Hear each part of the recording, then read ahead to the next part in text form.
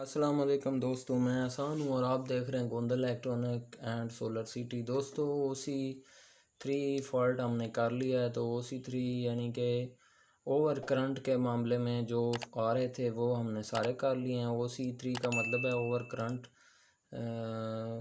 वो जो है उसके हवाले से जितनी इसमें उसने फॉल्ट दिए हैं, इंडिकेटर दिए हैं, वो हमने कर लिए हैं। अब OV1 के बारे में हम बात करेंगे।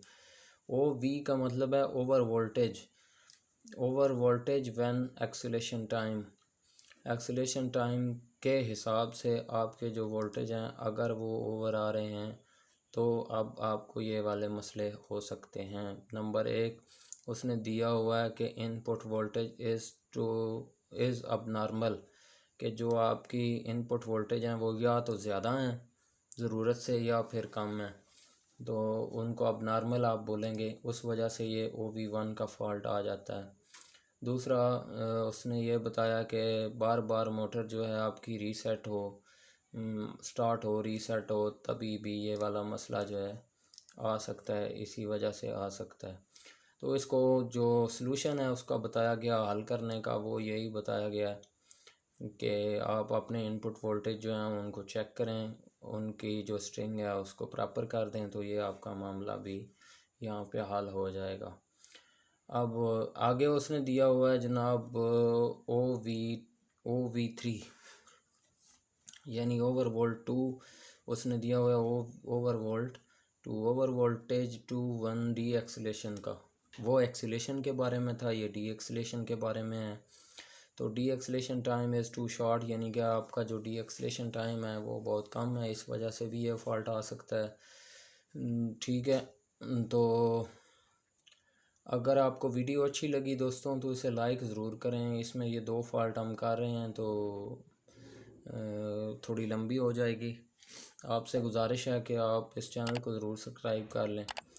इसी तरह ये दूसरी उसने दी हुई है जनाब, लोड के हवाले से उसने बताया हुआ है कि जो आपका लोड है वो ज़रूरत से ज़्यादा है तभी भी ये फॉल्ट आ सकता है। तीसरा इनपुट वोल्टेज इज़ अपनॉर्मल, यानी कि वो पहले वाला फॉल्ट उसने इसमें दोहरा दिया कि अगर आपके इनपुट के वोल्टेज जो हैं वो अपनॉर्मल हैं तो उनको आपको दुरुस्त करना होगा। यही उसने सलूशन में भी चीज़ें बताई हैं, ये देखें जो डिटेल उसने इधर सलूशन में दी है वो भी सेम टू सेम यही है। तो इसमें सिर्फ देखने वाली बात यह है कि आपका जो डी एक्सीलेशन टाइम है उसको आप चेक कर लें। अगर आपने वो थोड़ा रखा हुआ तो थोड़ा ज़्यादा कर दें, फिर ये मसला ख़त्म हो जाएगा। और अगर आपकी जो स्ट्रिंग वोल्टेज है, जो मज़बूत 2 चीज़ें हैं वो मैं आपको बता रहा हूँ। जो स्ट्रिंग वोल्टेज है वो आपके अगर अब नॉर्मल हैं, ज़्यादा हैं या रेंज से कम है तो उसको आप मैनेज कर लें, प्रॉपर कर दें तो मामला हल हो जाएगा। या और तीसरी रीज़न वो अक्सर यही बताता है कि जो आपने इन्वर्टर लगाया है वो इन्वर्टर इस कैपेसिटी का होना चाहिए कि अगर आपकी मोटर 10 HP की है तो आपका इन्वर्टर 11 HP के लिए एलिजिबल होना ज़रूरी है। यानी छोटा ना लगाएं, बड़ा लगाएं, या उसके बिल्कुल स्टैंडर्ड साइज़ का ना लगाएं। वीडियो अच्छी लगी तो इसे लाइक ज़रूर करें, शेयर करें। शुक्रिया।